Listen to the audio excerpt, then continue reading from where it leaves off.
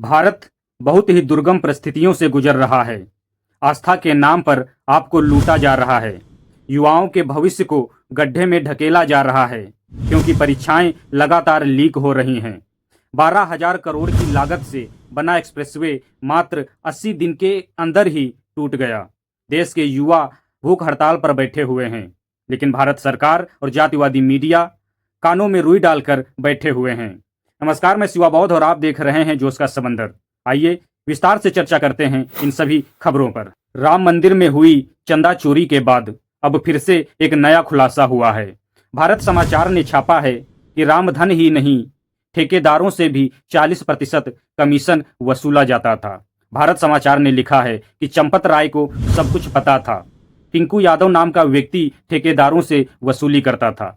पूरी खबर भारत समाचार ने लिखी है। क्या लिखी है, आइए जानते हैं। भारत समाचार ने लिखा है, राम मंदिर चढ़ावा चोरी मामले में अब नया और बेहद गंभीर एंगल सामने आया है। आरोप है कि राम मंदिर परिसर में सिर्फ चढ़ावा चोरी ही नहीं, बल्कि काम करने वाले लोगों से भुगतान के नाम पर कमीशन खोरी और पैसे वापस लेने का भी खेल चल रहा था। मंदिर परिसर में काम कर चुके लोगों ने आरोप लगाया है कि कागजों पर ज्यादा भुगतान दिखाया जाता था, लेकिन पेमेंट कराने के बाद उनसे रकम वापस ले ली जाती थी। पैसे नहीं देने पर काम करने वालों को परेशान किया जाता था और मानसिक दबाव बनाया जाता था। आरोप है कि इस पूरे खेल में रामशंकर यादव, टिन्नू और उसके साथियों के साथ ट्रस्ट से जुड़े लोगों की भी भूमिका रही है। पीड़ितों का दावा है कि राम मंदिर के कई कामों में भारी कमीशन वसूला गया और कई लोगों को मजबूरी में काम बीच में छोड़ना पड़ा। सबसे बड़ा सवाल यही है,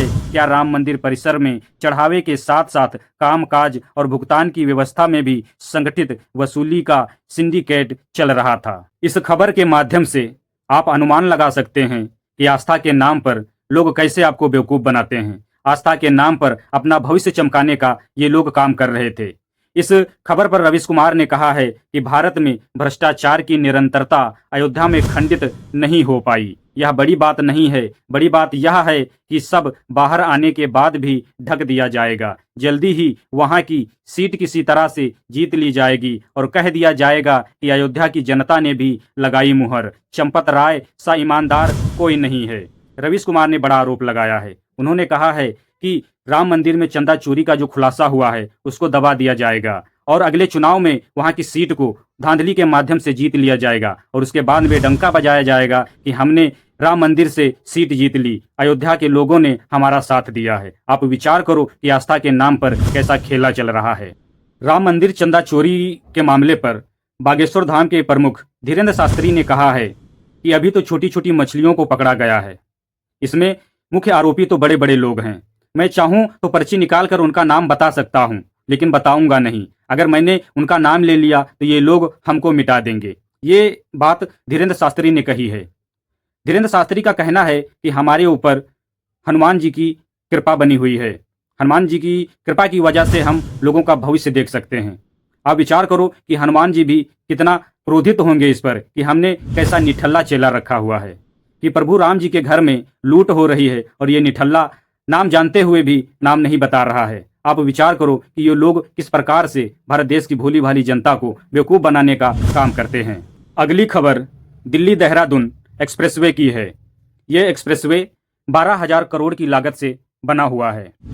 इस हाईवे को बने हुए अभी मात्र 80 दिन हुए हैं और 80 दिन के अंदर ही ये हाईवे टूट गया है। इस पर बड़े बड़े गड्ढे हो गए हैं।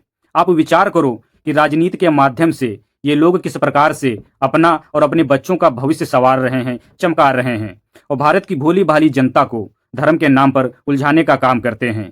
ये हाईवे 12,000 करोड़ की लागत से बना हुआ है। यहाँ पर अगर SC ST OBC माइनॉरिटी समाज का कोई परिवहन मंत्री होता तो अब तक इस्तीफा मांग लिया गया होता, लेकिन इनके साथ ऐसा कुछ नहीं होने वाला है। दिल्ली के जंतर मंतर पर काफी दिनों से काकरोग जनता पार्टी और सोनम वांगचुक बैठे हुए हैं, धरना प्रदर्शन दे रहे हैं और अब भूख हड़ताल पर बैठे हुए हैं। इन लोगों की मांग है कि शिक्षा मंत्री धर्मेंद्र प्रधान इस्तीफा दें, क्योंकि पिछले 7 वर्षों में लगभग 90 परीक्षाएं लीक हो चुकी हैं। लेकिन मजाल है कि शिक्षा मंत्री धर्मेंद्र प्रधान और हमारे यशस्वी प्रधानमंत्री नरेंद्र मोदी जी अपनी चुप्पी तोड़ें, कुछ बोलें। आप विचार करो कि भारत किस दिशा में जा रहा है। सड़कें, हाईवे टूट रहे हैं, आस्था के नाम पर आपको लूटा जा रहा है, शिक्षा व्यवस्था एकदम बर्बाद हो चुकी है, जातिवाद अपने चरम पर है, फिर भी भारत के अंधभक्त सुधरने का नाम नहीं ले रहे हैं। खैर, इस पूरे मामले पर आप क्या विचार करते हैं? कमेंट बॉक्स में अपनी राय जरूर लिखिएगा, क्योंकि आपकी बात हमारी आवाज़ है। धन्यवाद।